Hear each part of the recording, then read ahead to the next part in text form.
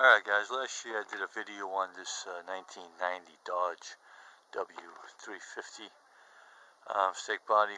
Had a lot of trouble with it. A lot of guys followed it. A lot of guys emailed me recently asking me whatever happened with the Dodge. I never quite wrapped it up. Sorry about that. Things got kind of messed up with the winter coming in and all. I actually had the truck set for a couple of months because I couldn't get underneath it and work on the exhaust.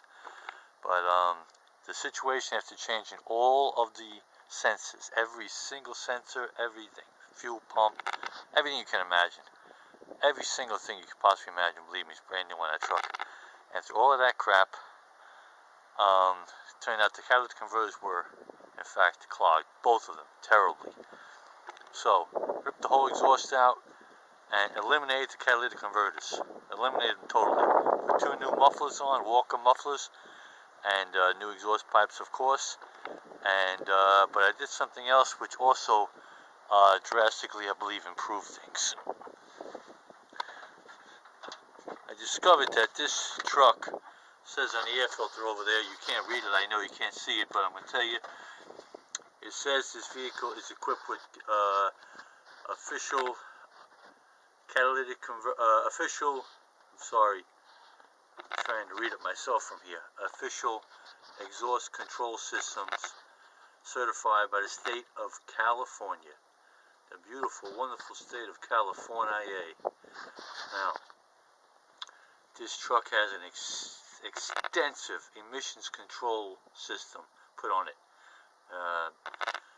Especially back when they first started messing with the emission controls and exhaust controls and evaporation and all that nonsense. So, turns out that this truck was one of the first actually to have the air pumps. You're seeing right there in the middle, the air pumps. Okay. Now most of these trucks, 90% of them, you come across have one air pump like that mounted on top. This truck has two, one on top and one beneath it. Two air pumps. Okay, and as you can see now, I'm spinning this pulley. They have both been disconnected, totally disconnected. The entire system's been disconnected, and a couple of vacuum lines have been clogged.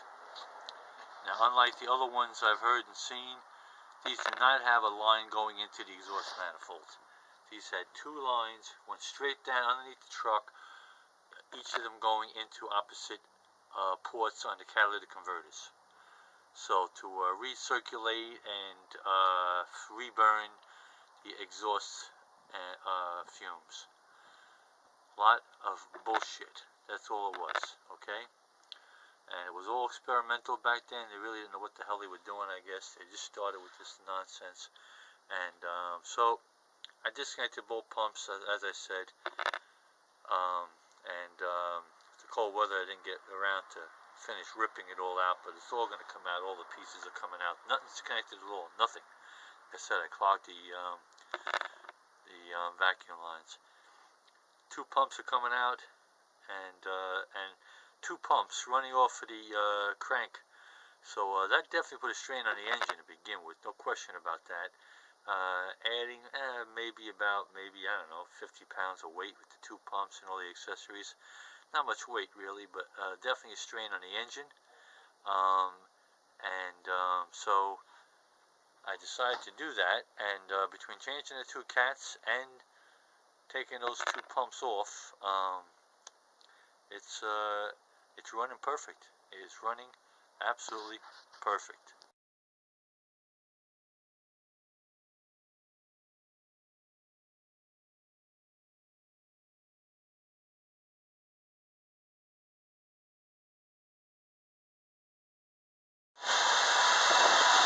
See now, I just cranked it over. Hard doing this video with myself holding the damn camera, but at any rate, pumps are disconnected. Engine's running. Pumps are disconnected, both of them. Everything's disconnected, and she's cranking, and she's running beautiful. No trouble at all, no more problems. Okay, holding a steady. About 850, 900 on the tack, cold, idle. So that's the story, guys. So that's the hopefully final wrap up on this. Again, I'm sorry for not wrapping this up, but with the cold weather I could not get underneath there and finish the job, and so I never really wrapped it up. And guys are still sending me notes and letters and emails, what have you, asking me about this thing, what the hell I did, how they solved the problem. Well, I probably changed a lot of parts I didn't have to change. Main thing I believe was those cats being clogged. Cats being clogged, and that screwed up everything else, I guess. But any rate, no more catalytic converters, no more emission control nonsense. I just got to unbolt those parts and rip them out now, and that'll be history.